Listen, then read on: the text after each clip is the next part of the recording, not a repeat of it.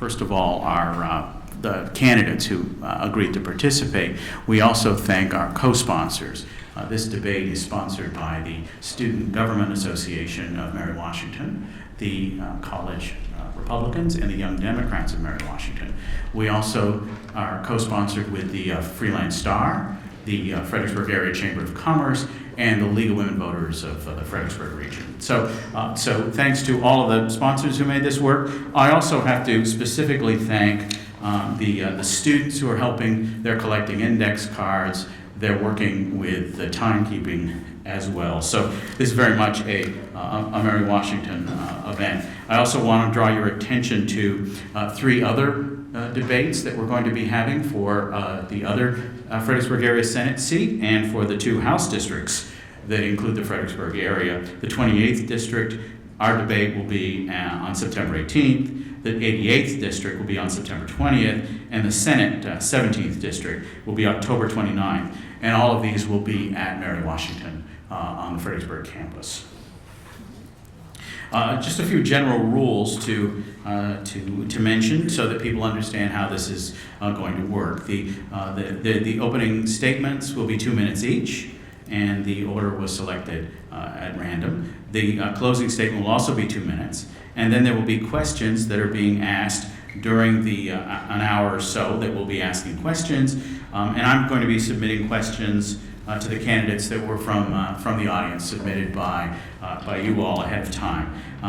The questions will be offered by Barbara Hollingsworth, the editorial page editor of Freelance Star, and by Ted Schubel of WFEA, right? Yeah, WFEA Radio.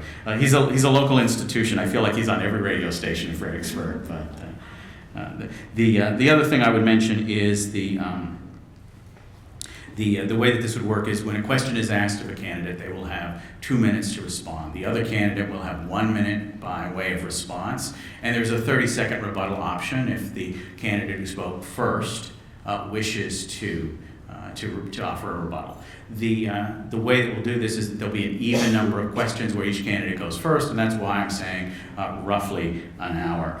And so with that, we have our candidates here to speak first. We have Mr. Rashid goes first, followed by Mr. Stewart, and then it'll alternate. So Mr. Rashid will have the first opening statement. He will also be asked the first question, which will be asked by Barbara Hollingsworth.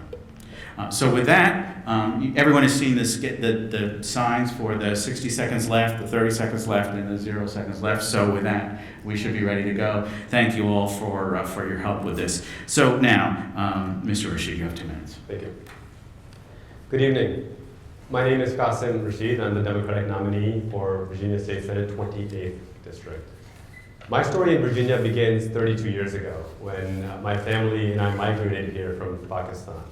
We left a country that was established on many of the same principles that the United States was established: religious freedom, racial justice, gender equality. Tragically, it's deteriorated into something not any of those things. My family came here in search of what many consider cliche, the American dream. And we came into a country with a new culture, a new language. You know, my parents are teachers, and they weren't ready to just let us capitulate. They encouraged us and pushed us.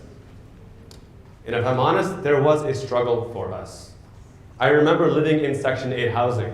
I remember living off of SNAP and TANF food stamps. I remember working since I was 15 years old, walking home from the grocery store where I worked at 11 p.m. at night after high school because we needed to make ends meet. I had a life-changing moment about 12 years ago when my wife and I got married, and she encouraged me to go to law school. And it was in law school where I truly found my calling as a human rights lawyer.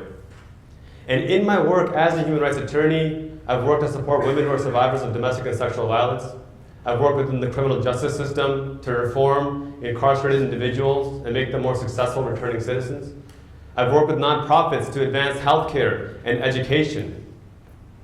And at a certain point, when I realized that I needed to run for office, I did what any self-respecting man would do. I went to my wife and I asked her permission to let me run for office. I'm here because this country has given me so much. My brother is a U.S. Marine, I'm a human rights lawyer, and my younger brother and sister are successful in the business world. And what I bring to you is my experience based on advocacy and fighting for working families. Thank you.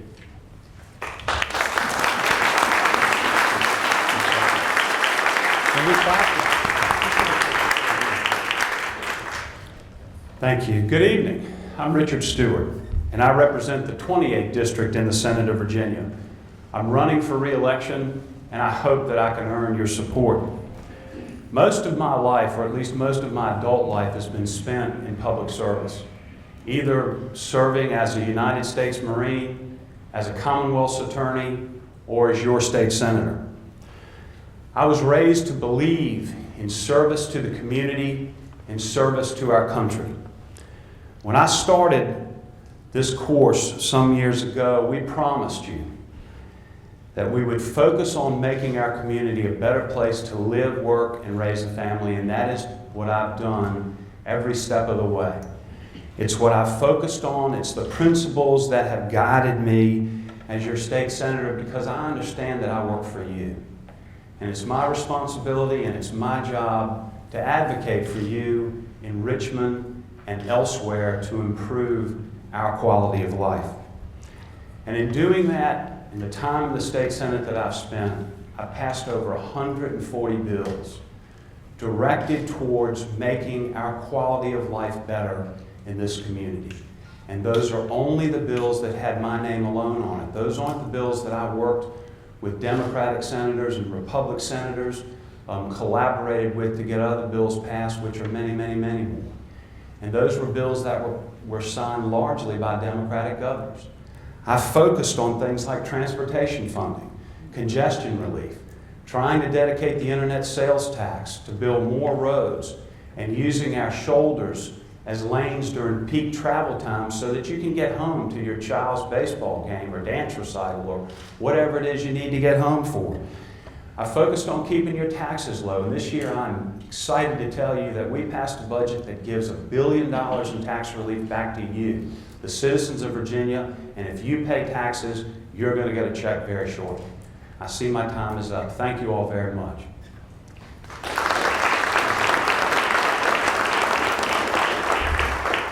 In order to maximize the amount of time the candidates have to talk about their policies, we, the candidates and the organizers of this debate, agreed that after the applause for the opening statements, there would not be applause again until the closing statements. So that will maximize the amount of time that people have to be heard. And so this is part of the conditions that both campaigns accepted as we organized our event. We now turn to Barbara with the first question from Mr. Rashid. And you'll have 2 minutes to answer, 1 minute to respond.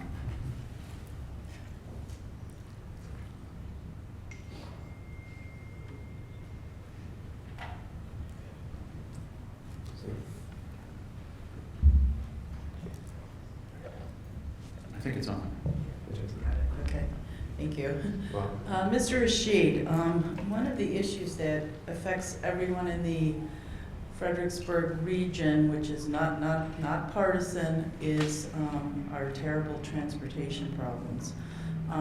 According to the Fredericksburg Chamber of Commerce, we have $4 billion worth of critical needs in this area and with no funding to meet them. What is your plan for helping to get more money for transportation in this area? Thank you for that question. I think first we need to look at the fact that we didn't get into this mess by accident. Unfortunately, the policies of a GOP-led legislature over the last 10 to 15 years have caused the problems that we're in right now. So we can talk all we want about the work that has been done. It's been insufficient, and over the last 10 to 12 years, traffic has increasingly gotten worse. The first thing I would do is what I'm already doing. I will not accept money from the property developers who build and build and build without any regard for the roads, for the infrastructure, and for the extra burden they're putting on us as parents, as teachers, as firefighters, as policemen. My campaign is a people-powered campaign because I want to be accountable to people only. The second thing we need to do is remember that we can't keep building our way out of this. And so that includes incentivizing businesses and drawing businesses back to Stafford, back to the Fredericksburg region, so that people aren't having to commute an hour and a half, 2 hours to Washington, D.C. in the first place. And this is particularly felt when I've spoken to people in Westmoreland and King George, that their young people will go to college and then they won't come back because there aren't any job opportunities. Third, I would also focus on encouraging businesses to invest more in telecommunication options as well. By telecommuting, again, we're getting more cars off the road. I think these aspects in and of themselves will allow us to decrease congestion without even having to worry about getting more money. But where should that money come from?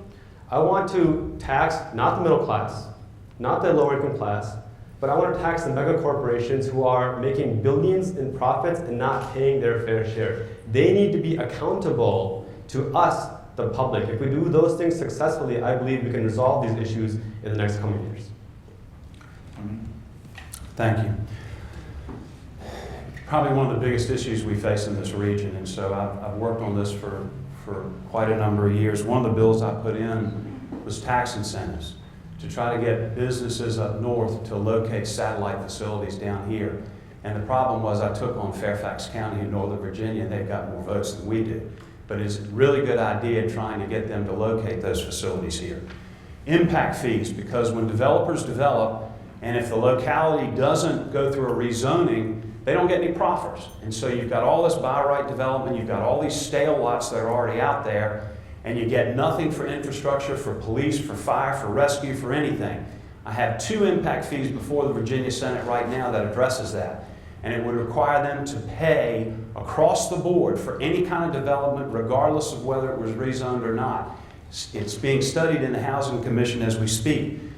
I fought to get the shoulders on I-95 used as lanes during peak travel times. It was in the 6-year plan, and I don't know why, but under the McCullough administration, it was removed from the 6-year plan, but it's getting back on there. And working with Governor Northam and Secretary Valentine, we're hoping that we're going to build those as early as next year so you can use those shoulders as access lanes. The internet sales tax is something that we're collecting now as a result of the Wayfair decision in the United States Supreme Court. It's hundreds of millions of dollars. It's going into the general fund of the Virginia General Assembly, not specific for anything. I put in a bill last year to direct all of that money to transportation. And there were like 5 people who said, well, that's a good idea. The bill didn't pass. But at the end of the session, I had 15 people who said it was a good idea. And that's actually how you legislate. Sometimes you have to bring things back year after year after year because you have to get a majority of 40 people and a majority of 100 people in the other body. The internet sales tax could be a huge boon for this area. I'm sorry, I wasn't paying attention. My time is up. We'll get used to it. I got talking, I'm sorry. I would just like to offer that actions speak louder than words. My opponent has been in this seat for 12 years. And in 2013, under a Republican governor, he voted against expanding the highways to include the hot lanes. And again, whatever is being advocated right now, I believe should be compared to what has actually been done. And under a GOP-led legislature, that is what's gotten us into the mess. It is time for us to have a change with more forward-thinking leadership going forward. The next question goes first to Mr. Stewart from TED. Senator Stewart, on the Equal Rights Amendment, your thoughts on the Equal Rights Amendment, should it be ratified? Oh, sorry. Yes, with a caveat, with abortion-neutral language. I voted for that in the past. Because I believe in equal rights for everybody. The reality of the ERA is this: it's incapable of being ratified by the United States Congress and the Constitution. So what it becomes is an ERA for Virginia, an Equal Rights Amendment for Virginia. Folks in the Senate tried to introduce abortion-neutral language into that this year, and the Lieutenant Governor cut off debate. And I voted against it. I really don't like it when people cut off debate because we are elected to go there to represent the folks who sent us there. And when they don't let us debate the issue, they're shortchanging everybody in this room. The real issue has come up with the ERA is this: it's not so much about equal rights, it's about taxpayer-funded abortion. New Mexico has seen this, Pennsylvania has seen this through federal legislation. But I support equal rights for everybody, and if we could get abortion-neutral language into the ERA, I would vote for it. 1 minute. Yes.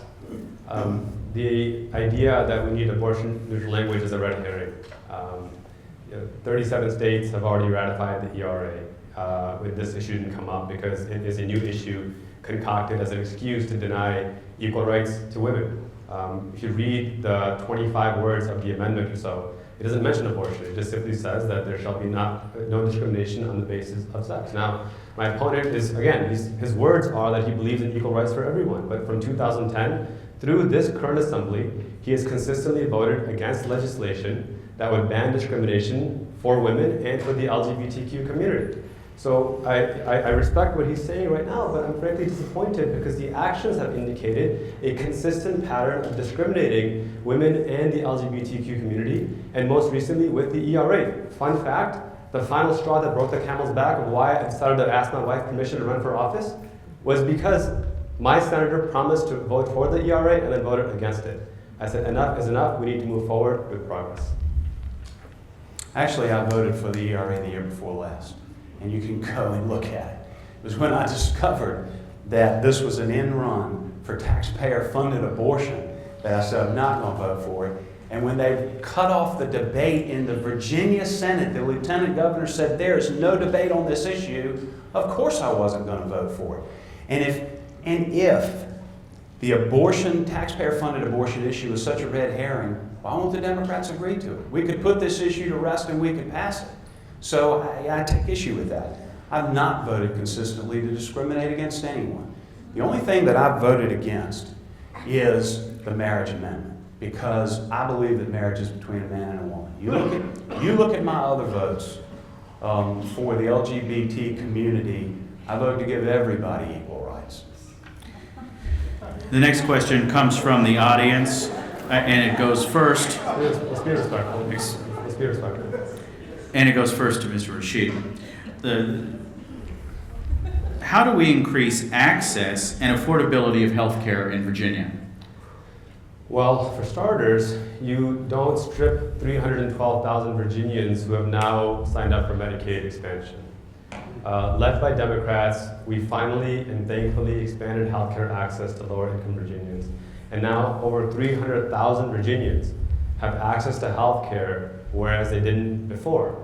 You know, I spent some time going to the Moss Clinic right around the corner from here.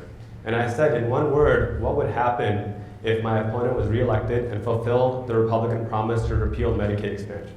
I said it would be devastating. It would be devastating to hundreds of thousands of Virginians.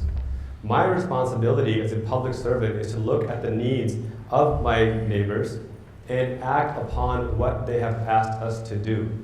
The vast majority, 76%, according to a Mary Washington poll, say that Virginians want to expand healthcare access. They want to expand Medicaid access. So any candidate or politician who tells you that we need to repeal it is arguing for the minority. It's an extreme position to strip people of healthcare. I believe healthcare is a human right, and I believe that we must continue to work through new and innovative ways to advance that. Now, how we do that, that's a robust discussion that we should have. There's no one simple solution. But I think what we need to look at is what party has been trying to expand healthcare and which party has been trying to strip it away without any kind of a replacement whatsoever. The Democratic Party has been working aggressively to expand healthcare access, and that's why we were able to expand Medicaid over this last term. And now there's an effort by the right to implement a work requirement, implement other restrictions that would ultimately strip healthcare away, causing people to die. And that is what the information has shown. Those states that delayed in expanding healthcare had higher maternal fatality rates, had higher infant fatality rates, and had higher fatality rates, period. Enough, we need to ensure healthcare is a human right. The situation we find ourselves in is largely due to the Affordable Care Act, and that's the truth. There are certain things that we can do under the Affordable Care Act to make it better for the people of Virginia. That is pool insurance. You get bigger groups of people together. You can buy health insurance at a much cheaper cost. There are short-term policies that you can renew and never lose coverage for pre-existing conditions. And there are also things called catastrophic plans, which are the bare minimum plans, and they affect you most if you have a catastrophic event. We, as a team, passed all of those initiatives this year in the General Assembly, and unfortunately, our governor vetoed those. And I will tell you, those bills all passed with Democratic support. The issue of Medicaid expansion is this. You are dramatically raising the cost of health care for everyone in Virginia to serve a small population. And Medicaid was never designed to be a health plan. It was designed to be a safety net. And there are better ways we can do it. When you drive up the cost of health care for everyone in Virginia to serve a few, you're doing an injustice. We need to find a way, and we need to work towards things that we have done in the General Assembly that the governor vetoed, to drive the cost of health care down for everyone so we can afford it. 30 seconds. Unfortunately, my opponent has shared some misinformation. First of all, this has nothing to do with the ACA. This was an election by the state of Virginia to expand Medicaid. Second of all, there's no increase in healthcare costs due to Medicaid expansion. That's again demonizing the poor. If anything, it's brought down costs because now we have fewer ER visits. And finally, again, actions speak louder than words. If you look at my opponent's record, and we're sharing it on our social media, he has repeatedly voted for plans that would exclude people with pre-existing conditions. That can't happen. We must protect healthcare as a human right. The next question goes to Mr. Stuart. Bartlett. Senator Stewart, the special session that was called by Governor Northam on gun control was very contentious and short, and people are still wondering why nothing was done about gun control. On the one hand, the Supreme Court's Heller decision reaffirmed that weapons, quote, in common use by law-abiding citizens are constitutionally protected, but at the same time, they're allow the states to regulate weapons. Is there any way to rectify this situation where the constitutional rights of law-abiding citizens are upheld while certain measures are taken to prevent people from getting guns who shouldn't have them? The short answer to that is yes. We've got to protect people's due process rights while at the same time getting those folks that shouldn't have guns. The bill that I put in, which will come up shortly, is a bill that creates a statewide hotline. And the commonality between all of these mass shootings is someone knew, someone suspected that someone was going to do something wrong. They were going to snap and they were going to hurt people.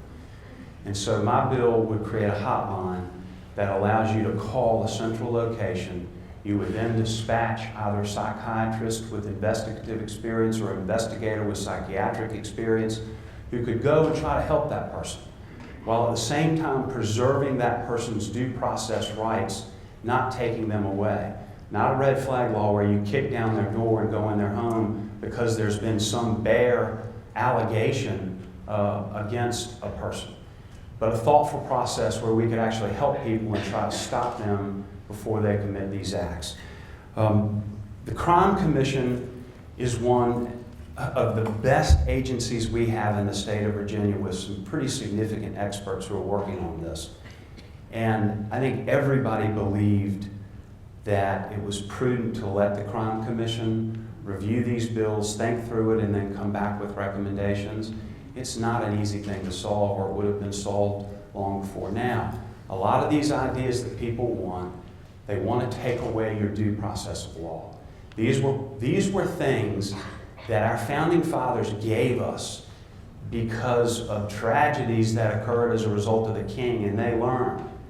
And we need to preserve that due process and our constitutional rights at all costs.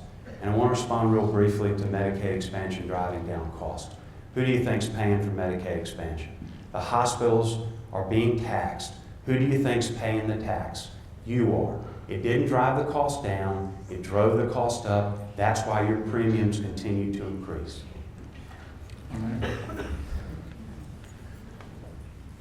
I'm going to quote a state senator to start, who said that when you don't let us debate the issue, you're shortchanging everyone in the room. That was Senator Richard Stuart a few minutes ago. But when it came to the July 9th debate on guns, he refused to let anyone debate the issue, and he shortchanged all of us in this room, all of us in Virginia, and that's a fact. The reality is that to demonize those who suffer from mental illness is simply wrong. According to the Mental Health Council Association, less than 3% of violent crimes are committed by people who struggle with mental health. The reality is that we need comprehensive and responsible gun reform that reflects the will of the people. 93% of Americans, Republicans and Democrats, want universal background checks. If we had a universal background check, the Odessa mass shooting would not have happened just last week. 80% want red flag laws. 82% want us to ensure that we have a license to buy a gun. My opponent has voted against every single one of these common sense measures, and when it came time to debate them, he adjourned the session, shortchanging all of us. That's unacceptable. We sent the bills to a highly qualified commission with experts to examine these bills, make findings, and report back to the General Assembly, and then we will have the debate. And that's the action we took, and I think it was a very prudent action to take. Universal background checks. We have background checks in Virginia. My opponent has told everyone that I oppose background checks, and it's simply not true. We have background checks in Virginia. What some folks want is background checks between private citizens, so that if I were to give my nephew a hunting gun that I don't use anymore, we'd have to go get a background check. Well, the reality of it is, how many criminals or people who intend ill will would actually go get a background check to do that? So what have you accomplished? It's a farce that's being submitted to the public, to some people, to try to make them think they're doing something when it actually wouldn't do a thing. That's the truth. The next question is from Ted. It's for Mr. Rashid, and I just remind the candidates of the timers and the signs for the time for the segments. Thank you. On the issue of the minimum wage, what do you favor? On minimum wage, I favor what 74% of Virginians favor, according to a recent Virginia pilot poll, and that is that we must increase the minimum wage. We must increase the living wage. My opponent has repeatedly voted against increasing the minimum wage, and guess what? At $7.25 an hour, how many counties are there in Virginia where you could get an apartment? 0. If you and your spouse are both married and working a full-time job, how many apartments can you get in Virginia? 0. It is an absolute poverty wage, and the myth that raising the minimum wage will hurt business is simply not supported by the facts. And I can give you many great examples of this, but the most recent one is from the great state of Minnesota, when Governor Dayton, who by the way is a billionaire, inherited a $5 billion deficit. He came in, raised the minimum wage, increased taxes on corporations, and increased taxes on those who are in the top 1%. And what happened? By the time he left, that $5 billion deficit became a $1 billion surplus. Nearly 7,000 more Minnesotans entered the top income bracket, and 0 businesses left. And Minnesota became the 5th fastest growing economy in the entire state, ending up with a $1 billion surplus. Virginia is #1 for business, but dead last for workers' rights. That's not by accident. That's by creating a systemic model where we continue to give tax breaks to the top 1%, to these mega corporations, and they reward candidates by funding their re-election. Meanwhile, 1 in 9 Virginians are going hungry. Our teachers are horribly underpaid. Our police officers, our firefighters are underpaid. And then we make excuses as to why are there people on welfare? Well, because we're forcing them onto welfare by denying them a living wage. So on this, I take the view of the majority of Virginians. 3/4 of Virginians agree we must increase the minimum wage. A living wage is a human right, and that is what I will fight for when I'm your senator. I dispute the Minnesota analogy, quite frankly. I won't get into that. And I dispute the assertion that Virginia workers are last. We are #1 in business, and I'm proud of that. I've worked hard to enact policies that made us #1 in business.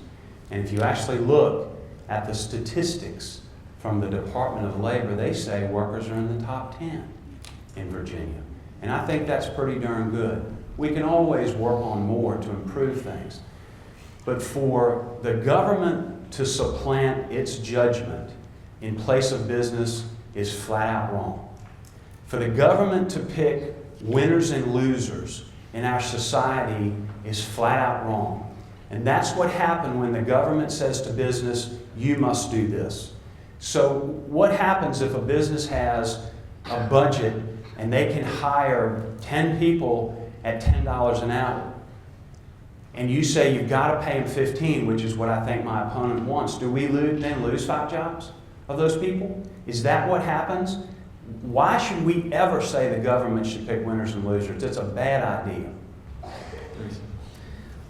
Well, respectfully, the government already does pick winners and losers. They pick winners and losers when they give mega corporations massive tax breaks. They pick winners and losers like when my opponent voted to give a massive tax break to millionaires with massive boats while he owned a massive boat, but not tax breaks to people who own small boats.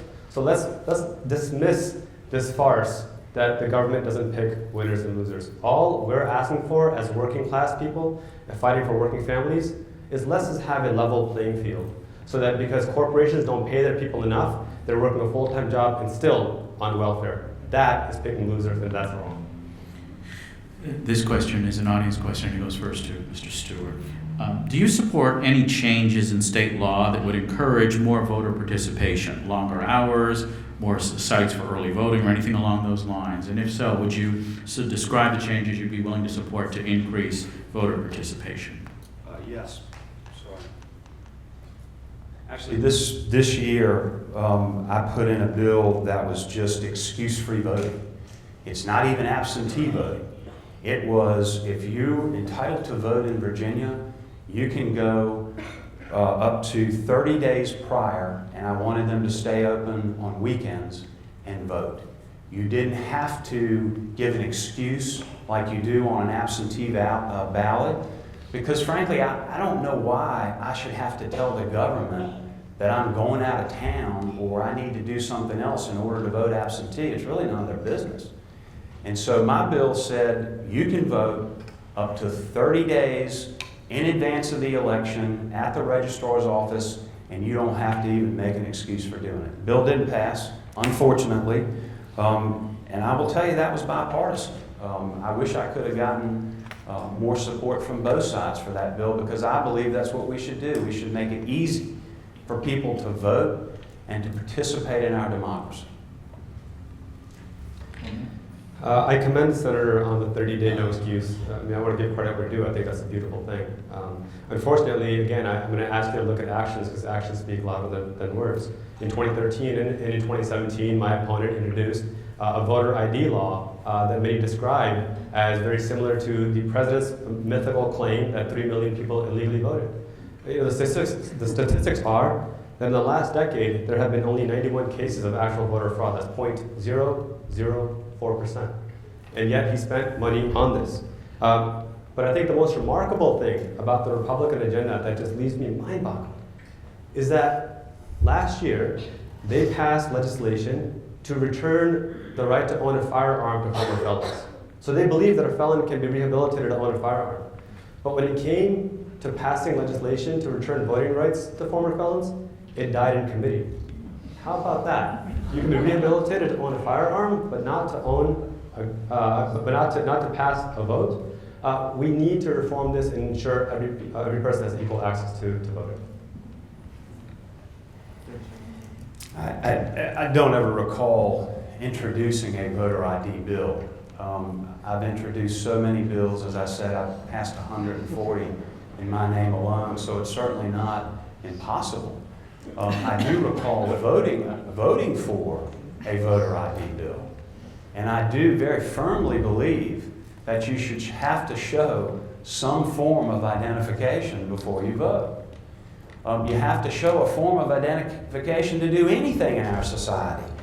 And it always interests me when folks say, well, there's just no voter fraud. Well, the interesting thing is, how do you catch them if you don't know who they were? And so people commit voter fraud in every election, and we know it's a serious issue, but you can't catch them because there's no ID to identify them with. If we required people to have identification to vote, it would end the debate and the entire discussion. The next question is from Barbara for Mr. Rashid.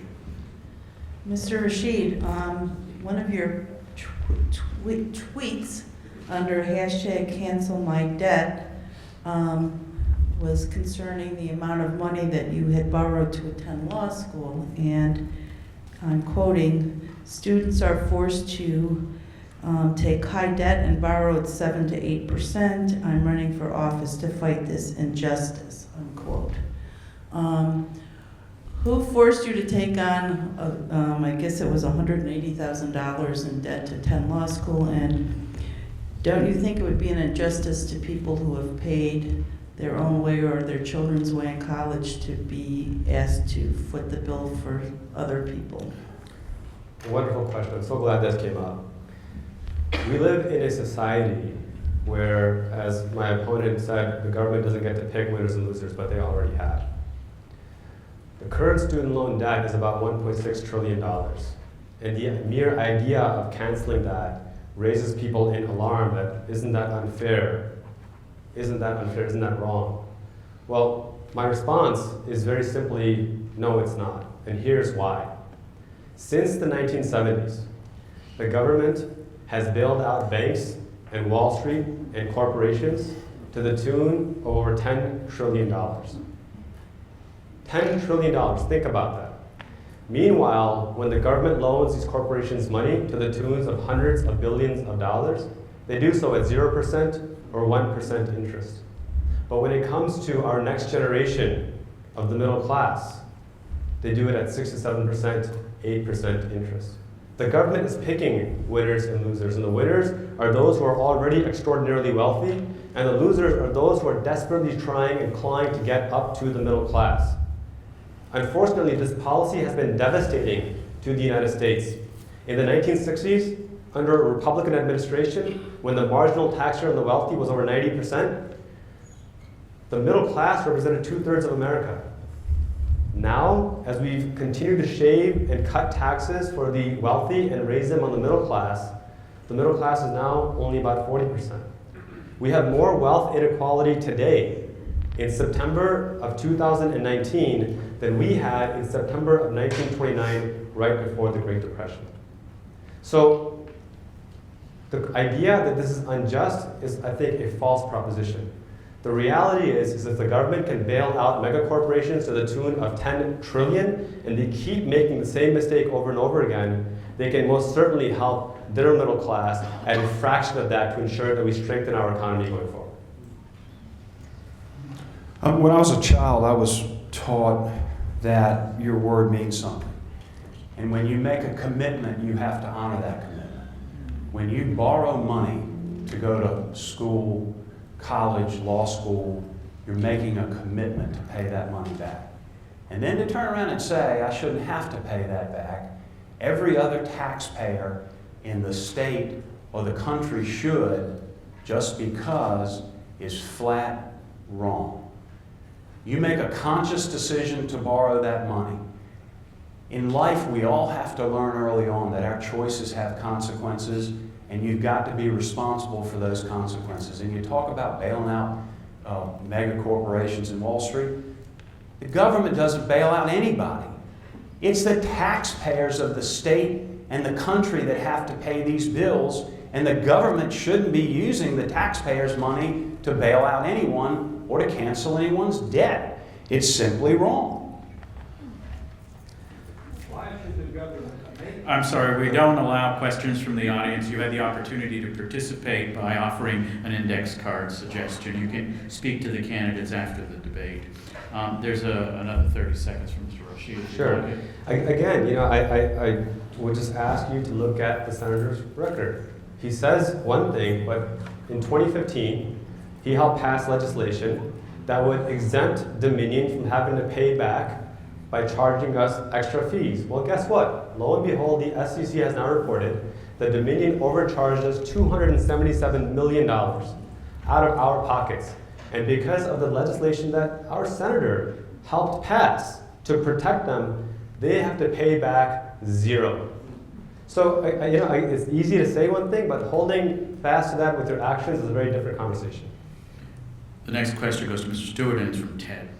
Senator, what can be done to hold down rising tuition at Virginia's four-year colleges and universities? Sorry. Having a little difficulty operating this thing. So I put in a crazy bill this year. And what that bill said was, because I was pretty frustrated with how the public universities were raising tuition rates. And what that bill said was, if you want to raise tuition at a Virginia public university, you've got to get a 2/3 majority rate vote by referendum from the student body of that university. And the university presidents and the boards of trustees did not like that bill. And that bill did not pass. But I argued with them and debated with them. We send young people to university to become part of a democratic society, to learn, to think, to function in our community as productive citizens. Why shouldn't we have to convince them that the tuition needs to be raised? The bill didn't pass, but what came as a result of that was we got public, they now have to listen to students and parents at a public meeting, the boards of trustees, before they raise tuition rates, and we got more money in the budget to freeze college tuition rates for the next 2 years. Do I have more time?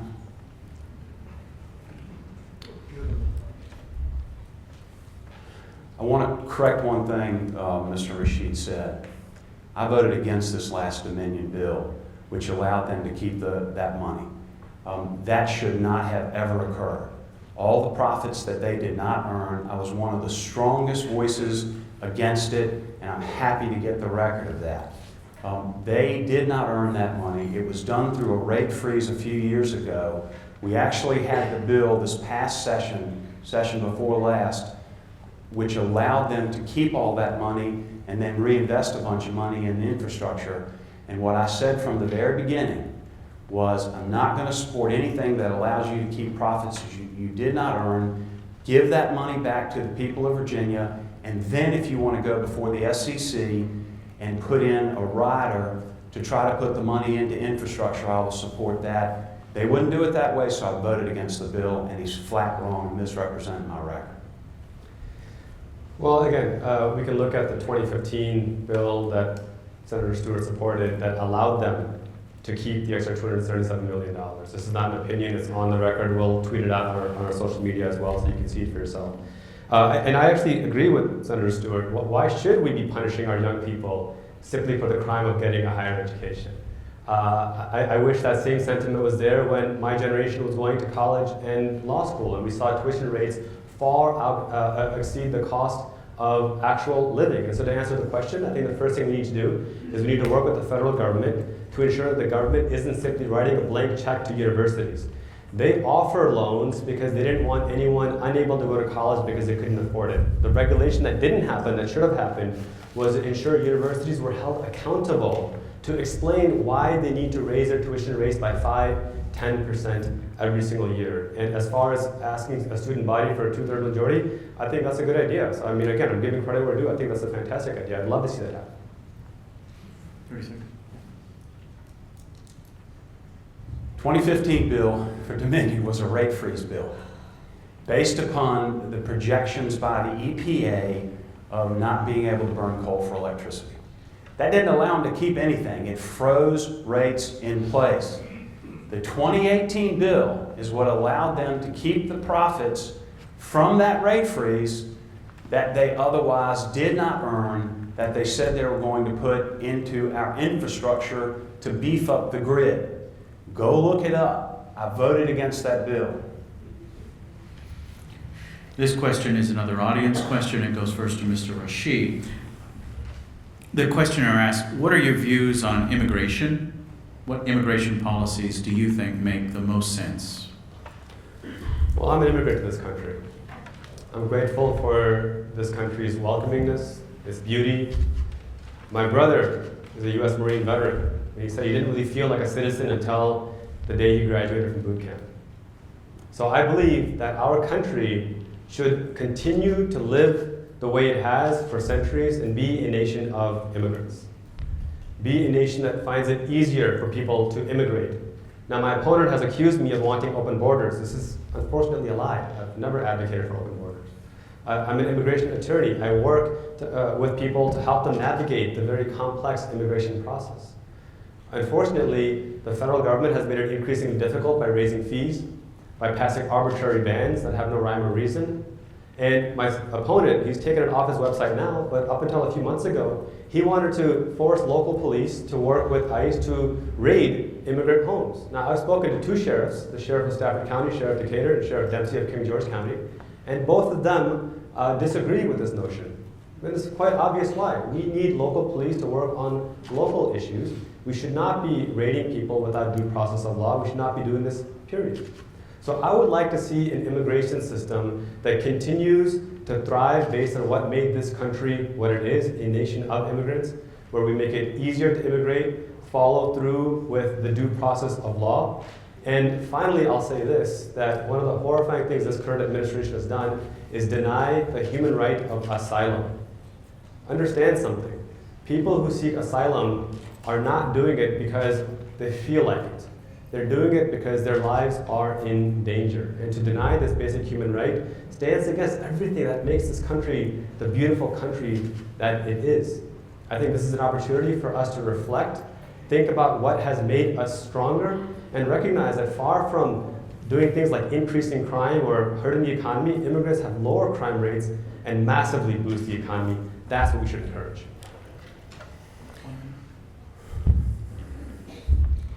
I believe we need a legal immigration policy that allows people to immigrate to this country.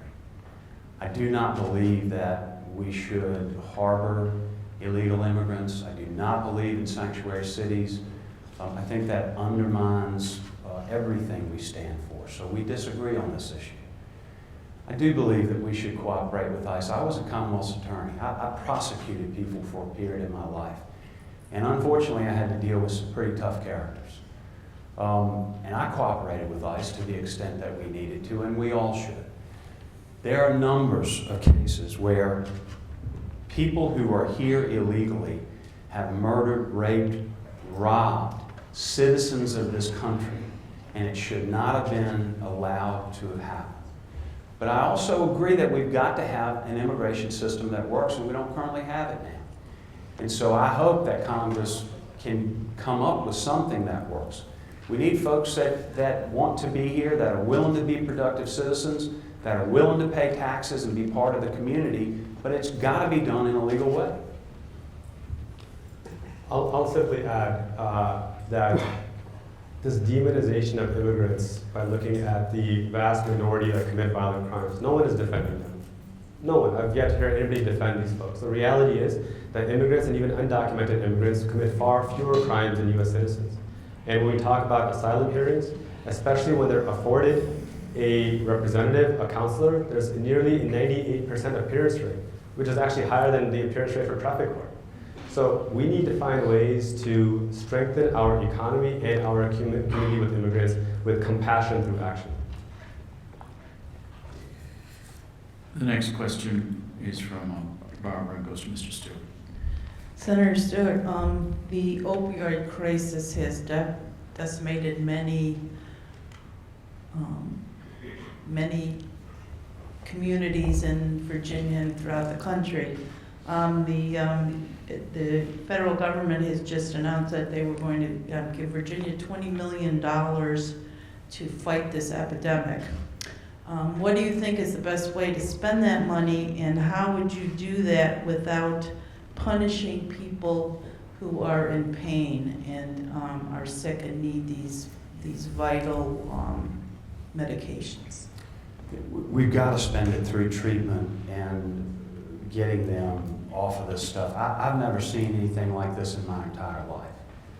And I think all of us have had friends that have died. I had a friend of mine that died from it about a month and a half ago, and nobody suspected it. He apparently got off on the stuff.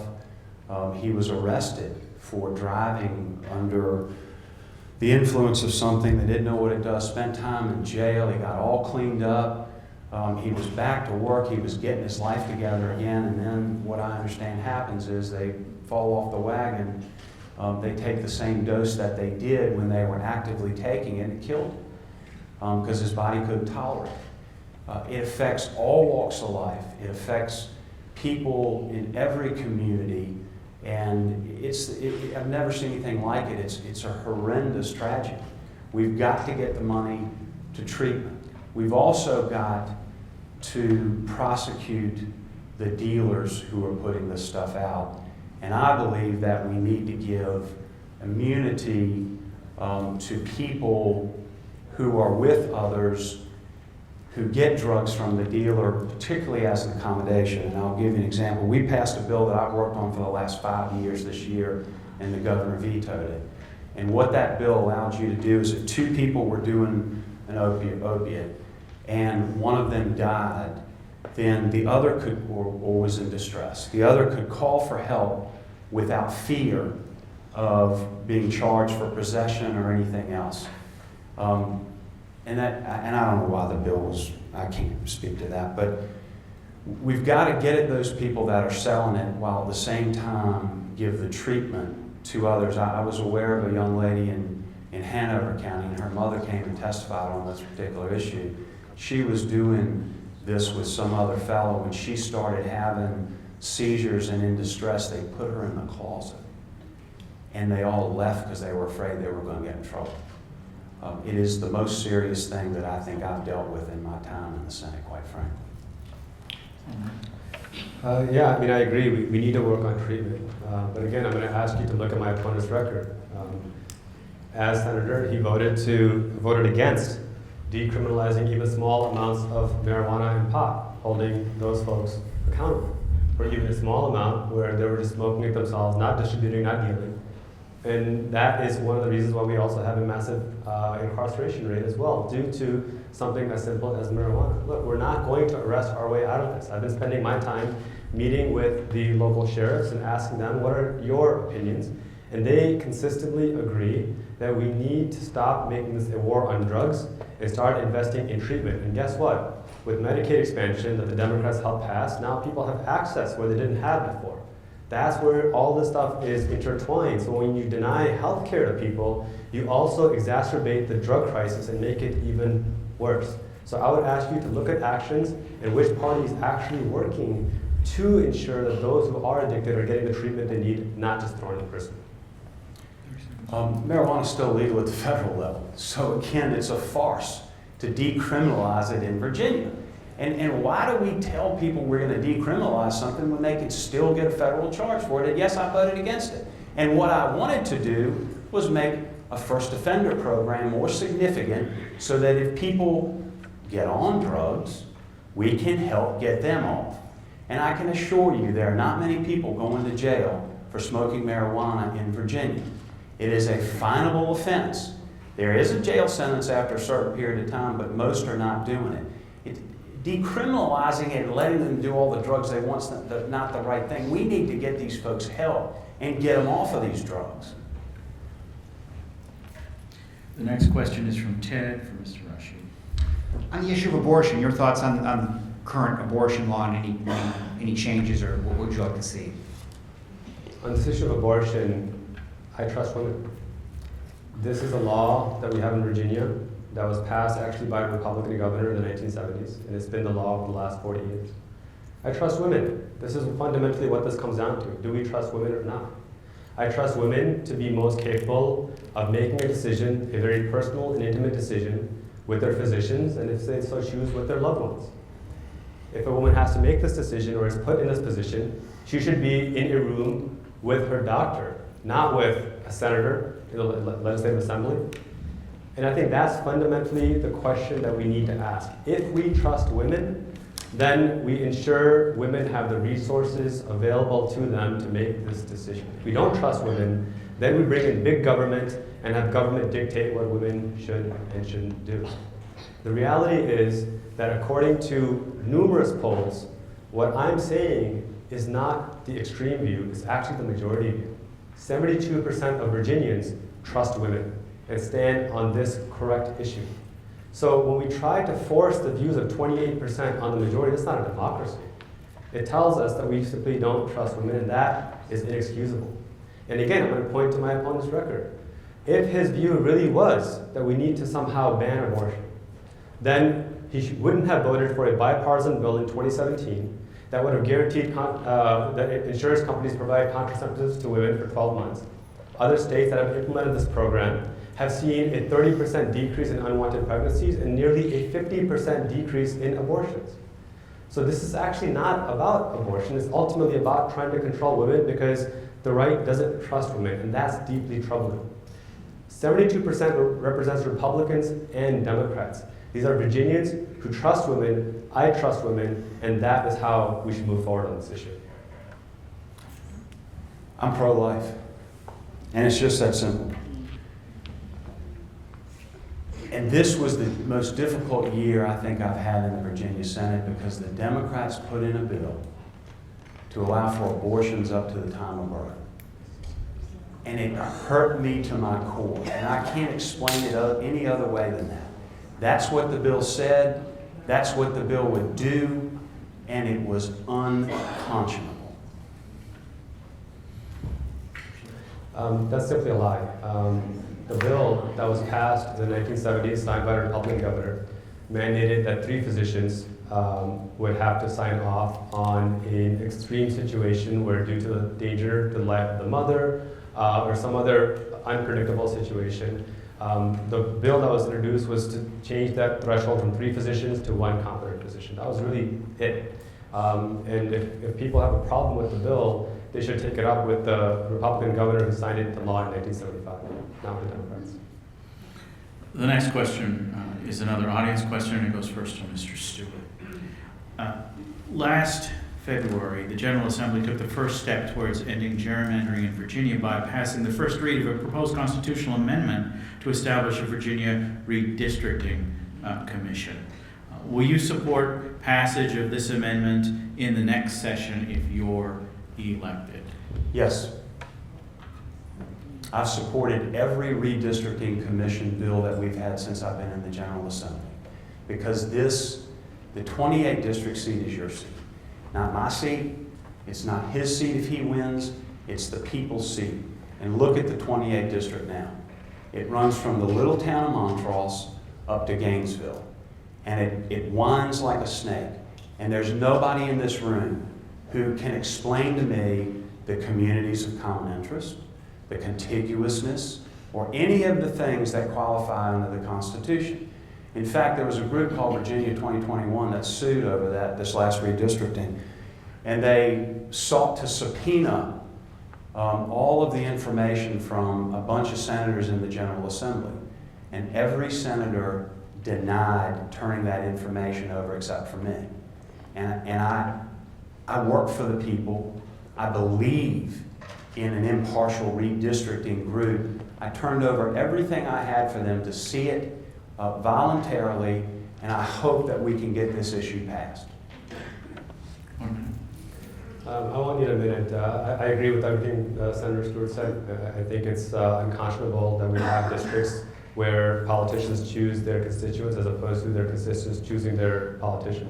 I wish we had the zeal in the General Assembly, and I'm calling out Republicans and Democrats back in 2011 when these horrible districts were made. If they were made with justice back then, we wouldn't be in this mess right now. But I commend the senator on working for a justice-based redistricting, and I look forward to ensuring that happens next year. That concludes the questions that we're going to be asking the candidates tonight. In a moment, they will each have 2 minutes for a closing statement. Mr. Stewart will go first.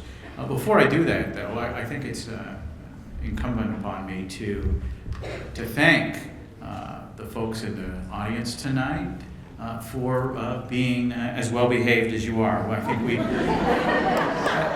I think we have a lesson to show some of these people in national politics about the way we do things here in Virginia. Beyond that, I also want to thank our co-sponsors. We put these things together with a great deal of people very committed to their community, from the students at Mary Washington, the College Republicans, the Young Democrats, the Student Government Association, and special thanks to the 4 students who helped me tonight put this together, Samuel Hartz, Jesse Fitzgerald, Kate Seltzer, and Jeremy Engel. We also want to thank our partners at the Freelance Star, at the Chamber of Commerce, at the Area League of Women Voters. I want to thank my fellow panelists, Ted Schubel of WFVA and Barbara Hollingsworth, editorial page editor of the Freelance Star. But in addition to all these thanks, I really want to thank these candidates. I think that one of the things that you see as you watch politics is that this is not an easy thing to volunteer to do. There is a great deal of challenge that you face, and so for their willingness to put themselves forward and to run for office, I think they deserve a round of applause.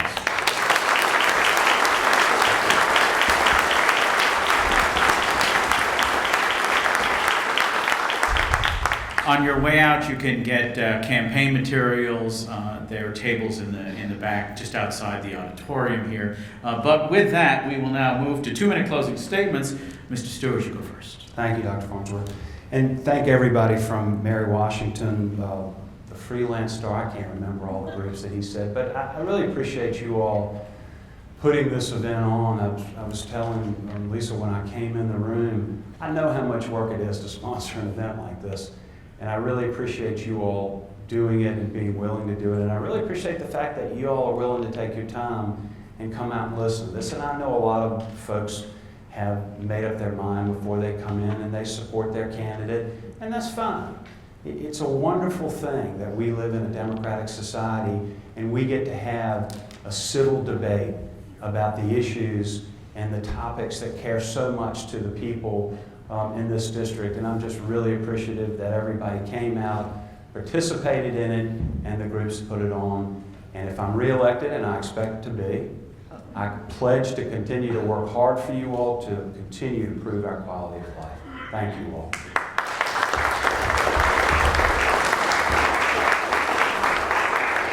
Mr. Rashid. My story began 32 years ago, but it's just getting started.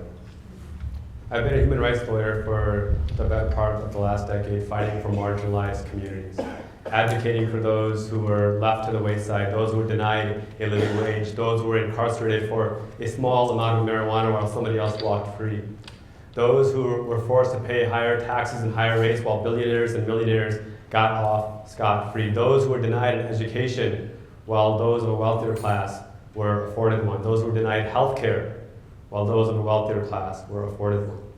And for me, this is now taking my advocacy, my experiential learning, and turning it into policy. And the first thing we're doing is we are rejecting megacorp donations.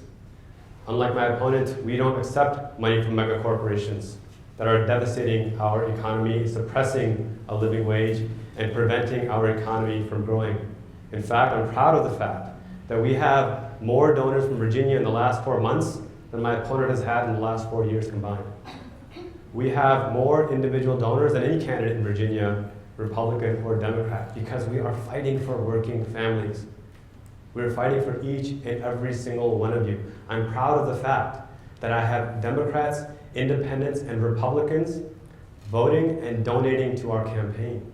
You see, I believe that when we talk about the issues, we have to live our values. And until and unless we work together and look out for one another and respect each other, we don't even have to agree with one another, but we must respect one another. Until and unless we can do that, we cannot move forward as a country, and we cannot live up to the values and ideals of what this country was designed to be. Our preamble begins, we the people of the United States, not we the corporations of the United States. If elected, and I hope to be, I promise that I will always be accountable to you, the people. That is my life purpose, and thank you for being here today.